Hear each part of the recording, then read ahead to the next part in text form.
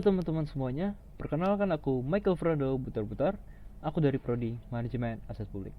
Dan kali ini aku akan membahas mengenai materi dampak kebijakan fiskal pada kurva AD. Kita langsung aja ke materinya, simak yuk. Oke, kebijakan fiskal menggeser kurva AD. Jadi gimana sih kebijakan fiskal itu bisa menggeser atau mempengaruhi permintaan agregat? Fiscal policy refers to the government's choices regarding the overall level of government purchases or taxes. Jadi kebijakan fiskal itu merujuk ke pilihan-pilihan pemerintah yang berkaitan mengenai pembelian atau juga pajak-pajak yang dibuat oleh pemerintah. Kemudian fiscal policy influences saving, investment, and growth in the long run. Kebijakan fiskal itu mempengaruhi simpanan, terus investasi dan juga pertumbuhan pada jangka panjang. Dan jangka pendek, in the short run, fiscal policy primarily affects the aggregate demand. Dalam jangka pendek, kebijakan fiskal ini bisa mengaruhi permintaan agregat. Nah, ini yang bakal kita bahas. Changes in government purchases. When policymakers change the money supply or taxes, the effect on aggregate demand is indirect through the spending decisions of firms or households. Jadi ketika pemerintah ini membuat kebijakan, contohnya kayak money supply atau pajak, jadi itu bakal mempengaruhi aggregate demand nih. Tapi ini nggak secara langsung, karena ini bakal berlangsung melalui keputusan-keputusan dari rumah tangga dan juga perusahaan dalam pengeluarannya. Nah, when the government alters its own purchases of goods and or services, it shifts the aggregate demand curve directly. Jadi katanya, ketika pemerintah tuh mengubah pembelian barang dan jasanya, itu yang bakal mengubah kurva aggregate demand-nya ini secara langsung, nggak kayak tadi. Kalau tadi kan mengubah money supply or taxes itu nggak secara langsung. Sementara ini itu bakal mengubah aggregate demand-nya secara langsung. Jadi ada dua macroeconomic effects dari perubahan pembelian yang dilakukan pemerintah. Yang pertama itu adalah the multiplier effect, and the second is the crowding out effect. Kita bakal bahas kedua. Next slide. Kebijakan fiskal. Pemerintah itu bakal utak-atik kebijakan belanjanya, kayak G atau government spending, dan tarif pajaknya. Dalam simbol ini kita sebut T. Nah, pemerintah itu bisa mengakibatkan dua hal nih, ekspansi atau kontraksi. Ekspansi itu bisa membuat aggregate demand itu bertambah atau shifting ke kanan. Itu dengan menambah belanja pemerintah atau belanjanya digedein, dan juga dengan pajaknya diturunin nih, disebut fasilitasnya, atau membuat consumption dari masyarakat itu meningkat. Kemudian kontraksi terjadi ketika AD-nya nih shifting ke kiri nih, atau malah berkurang gitu. Itu ketika pemerintah menghemat pembelanjaannya, dan juga ketika pajak tuh dinaikin, itu disebut menghapus fasilitasnya nih, jadinya consumptionnya tuh jadi turun gitu. Tekan next slide. Nah, ini kita bahas yang tadi, dua efek makroekonomik. Yang pertama adalah the multiplier effect. Government purchases are said to have a multiplier effect on aggregate demand.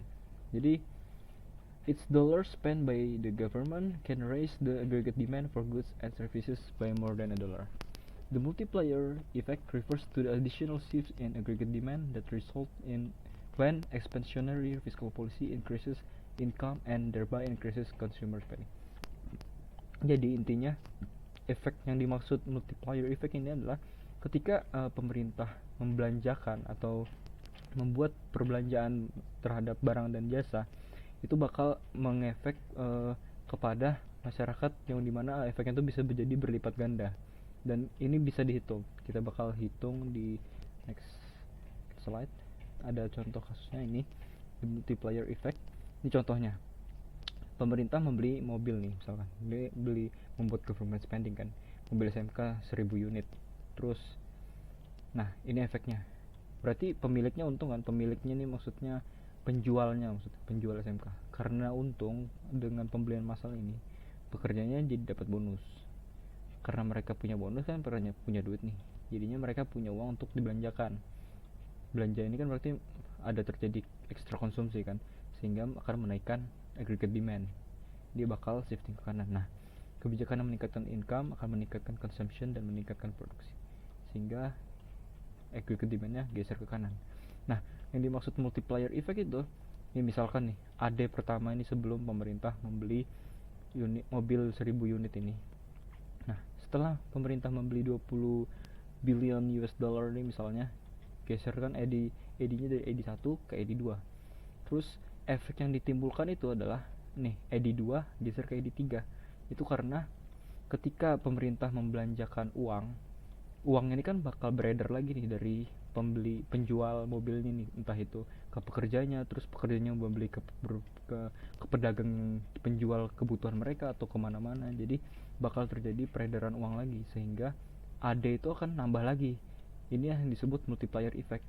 Jadi itu akan menambah aktivitas ekonomi begitu singkatnya. Nah, ini bisa dihitung. Jadi multiplier effect ini bisa dihitung. Jadi ada variabel MPC, marginal propensity to consume, atau besarnya konsumsi tambahan saat penambah. MPC ini dihitungnya dengan delta C dibagi delta Y, atau perubahan consumptionnya dibagi perubahan outputnya. Nah, ini arti simbolnya. Delta G maksudnya perubahan G, delta Y dan delta C maksudnya perubahan Y dan C. Pokoknya delta ini maksudnya ada perubahan. Y itu kan rumusnya ini, Y sama dengan C ditambah investment ditambah government spending ditambah ekspor impor. Tapi kita menghitungnya Y, delta Y nya aja. Berarti di sini asumsinya I sama NX ini jadi stabil atau konstan lah, jadi ditiadakan. Berarti yang berubah cuma C dan G. Berarti delta Y itu sama dengan delta C ditambah delta G. Nah, kan rumus MPC tadi delta C dibagi delta Y. Berarti kalau kita mau masukin MPC di rumus ini, berarti kita ngubah delta C-nya sama dengan MPC dikali delta Y. Makanya di sini delta C-nya hilang, jadi MPC dikali delta Y. Atau rumus lainnya ini, delta Y sama dengan MPC dikali delta Y ditambah delta G. Nah, di sini ada rumus lain. Ini adalah cara menghitung output yang ingin dicari dari pengeluaran pemerintah. Kita harus menghitung multipliernya. Ini rumus multiplier, 1/1 dikurangin MPC. MPC-nya kita cari dengan rumus ini tadi.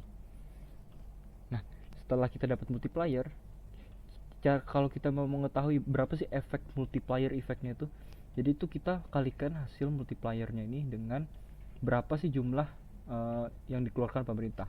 Nanti bakal ada contoh soalnya. Nah, ini kan ada jika MPC berapa, multipliernya berapa. Ini bisa dihitung dengan rumus ini tadi. 1 per misalkan 0,5, 1 per 1 kurang 0,5 berarti 1 per 0,5 hasilnya 2, dan seterusnya, tinggal dihitung. The crowding out effect. Ini efek yang kedua dari efek makroekonomi tadi. Misalkan ya, fiscal policy may not affect the economy as strongly as predicted by the multiplier. An increase in government purchases causes the interest rate to rise. A higher interest rate reduces investment spending. This reduction in demand that results when a fiscal expansion raises the interest rate is called the crowding out effect. The crowding out effect tends to dampen the effects of fiscal policy on aggregate demand. Jadi intinya crowding out effect ini bisa dibilang kebalikan dari multiplier effect tadi. Jadi fiscal policy itu nggak selalu membuat hasil kayak multiplier effect tadi ternyata. Jadi pembelian yang dilakukan oleh pemerintah tadi ternyata juga bisa meningkatkan suku bunga. Kenapa? Karena pemerintah itu kan belanja pakai uangnya, sehingga jadinya permintaan terhadap uang itu atau money supply itu makin meningkat. Karena makin meningkat, bank itu otomatis meningkatkan suku bunganya. Nah, karena suku bunganya ditingkatkan, ini otomatis kan suku bunga untuk minjam modal ke bank itu jadi makin mahal. Orang-orang jadi nggak mau gitu minjam uang ke bank, sehingga investment spending itu bakal berkurang. Makanya dibilang sini a higher interest rate reduces investment spending. Jadi ini, tapi efeknya the crowding out effect ini nggak sebesar the multiplier effect. Nanti bakal ada grafiknya. Nah, ini crowding out effect. Pemerintah, ini pakai contoh yang sama, pemerintah beli mobil SMK 1000 unit. Ini bakal mengurangi AD. Kenapa? Karena ada kebijakan menaikkan suku bunga karena kebutuhan terhadap uang tadi, sehingga ini akan menurunkan investasi dan mengurangi eddy. Jadi eddy-nya bakal geser ke kiri juga. Tapi pergeseran ini nggak sebesar ekspansi, ini bakal ada grafiknya. Nah, ini contohnya. Government spending naik 20 billion dollar, geser eddy ke kanan nih. Nih, geser ke eddy ke kanan kan jadi eddy 2 nih, eddy 1 ke eddy 2. Senilai 20 billion US dollar. Nah, ternyata ada efek crowding out effect nih yang buat money demand-nya ya, maksudnya money demand-nya jadi meningkat sehingga suku bunganya juga ditingkatkan. Nah, ini membuat investment spending-nya berkurang sehingga dia bakal geser lagi ke kiri jadi ED 3. Tapi efeknya nggak sebesar multiplier effect tadi sehingga dia masih di antara ED 1 dan ED 2 ini. Jadi dia pindah ke tengah sini. Gitu. Y tinggi tingkatkan MD dan R kurangi ED gitu. Oke, kita ke hal lainnya. Ternyata ada perubahan yang bisa dibuat oleh pemerintah nih, yaitu perubahan pajak. When the government cuts personal income taxes, it increase household take home pay. Households have some of this additional income. Households also spend some of it on consumer goods. Increased household spending shifts the aggregate demand curve to the right. Jadi pemerintah kan bisa memotong pajak penghasilan ya. Ketika ini dilakukan oleh pajak pemerintah, berarti kan pekerja itu, rumah tangga itu jadi punya lebih banyak uang sehingga mereka bisa membelanjakan lebih banyak barang. Nah, ini bakal menggeser kurva aggregate demand-nya ke kanan gitu. The size of the shift in aggregate demand resulting from a tax change is affected by the multiplier and crowding out effect. Jadi kan dia tadi udah digeser karena adanya pemotongan pajak nih, tapi ini juga bakal dipengaruhi oleh multiplier effect tadi sama crowding out effect, itu bakal berkaitan dalam hal ini. It is also determined by the household's perception about the permanency of the tax change. Nah, ini kurvanya juga bakal dipengaruhi oleh persepsi dari orang-orang atau rumah tangga ini terhadap perubahan pajak ini. Ini bakal permanen atau enggak? Kalau permanen itu bakal membuat ID-nya tuh lebih besar gesernya daripada ketika mereka tuh mikir bahwa perubahannya ini ternyata cuma dalam jangka pendek sehingga itu ID-nya nggak terlalu banyak berubah ke kanan gesernya. Oke, penurunan tarif pajak kebijakan fiskal, ada dampaknya apa? Nah, ketika terjadi penurunan tarif pajak RT kan pajaknya turun nih, misal maksudnya resesi tax, uang nggak berkurang banyak buat bayar pajak, berarti masih banyak kan uangnya, jadi dipakai buat belanja dong, jadinya menggeser AD ke kanan. Tapi besarnya itu tergantung dari multiplier effect dan juga crowding out effect tadi.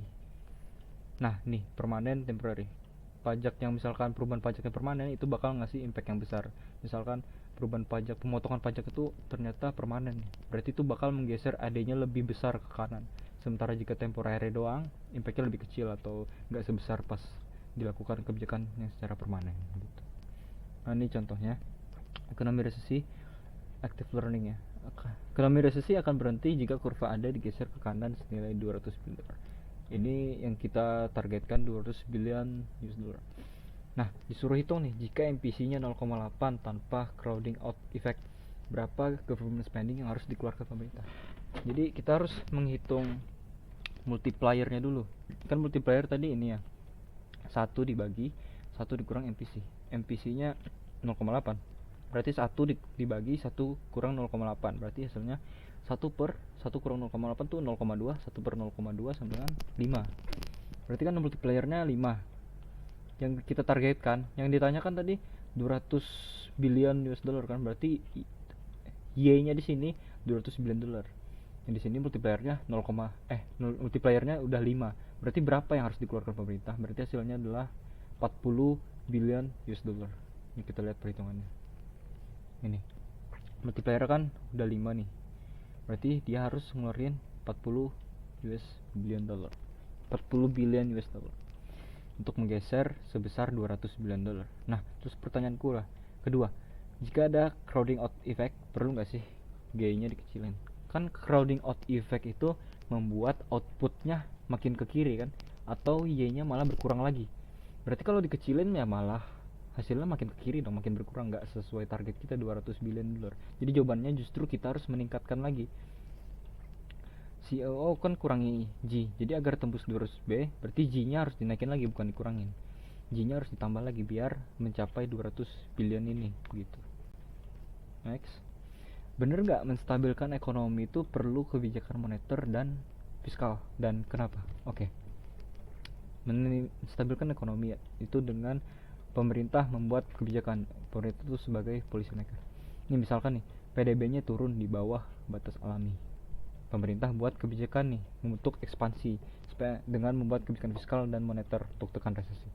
Tapi pemerintah itu kan perlu waktu ya membuat kebijakan itu, entah itu merumuskannya, membicarakannya, dan juga proses penetapannya. Itu kan perlu waktu. Jadi itu disebut long lag atau keterlambatan gitu. Jadi selama pemerintah itu mau merumuskan ini, ada jeda di situ, ada terlambat di situ, sehingga ada kritik nih, pemerintah tuh nggak perlu buat kebijakan itu, nggak usah ngapa-ngapain aja karena ada long lag nih, jedanya yang lama. Misalkan pas masih dibahas nih kebijakan fiskal untuk menetapkan ekspansi ini terhadap karena ada resesi, ternyata selama perumusan kebijakan itu ekonominya udah berubah lagi nih keadaannya, itu kata para ekonom. Jadi mending pemerintah itu fokus ke kebijakan jangka panjang aja buat mengatasi inflasi dan juga menambah pertumbuhan ekonomi begitu. Karena ada yang disebut automatic stabilizers. Automatic stabilizers are changes in fiscal policy that stimulate aggregate demand when the economy goes into a recession without policymakers having to check any deliberate actions. Jadi automatic stabilizers itu perubahan gitu loh dalam kebijakan fiskal yang menstimulasi permintaan agregat ketika terjadi resesi ekonomi. Di mana tapi pemerintah di sini nggak perlu melakukan tindakan itu secara langsung atau secara sengaja. Automatic stabilizers itu kayak sistem pajak dan juga beberapa pengeluaran pemerintah. Ini ada contohnya. Automatic tax system tadi, ketika terjadi resesi pajak turun otomatis nih saat adanya turun, sehingga itu bakal membuat orang-orang itu bakal terdorong lagi untuk berbelanja gitu karena pajaknya dipotong anggapan. Nah terus pemerintah itu karena terjadi resesi jadinya pemerintah tuh banyak yang butuh bantuan kan di masyarakat, sehingga pemerintah memberi jamsos atau seperti bansos begitu. Jadi ini disebut automatic stabilizers karena ini kebijakan yang bisa langsung diterapkan gitu. Seperti pajak nih mungkin pajak progresif ya, jadi menyesuaikan keadaan ekonomi saat itu. Begitu aja yang dibahas pada materi pada video kali ini. Terima kasih teman-teman yang sudah menonton. Semoga dapat dipahami dengan baik. Terima kasih teman-teman semua. Sampai jumpa lain waktu. Bye bye.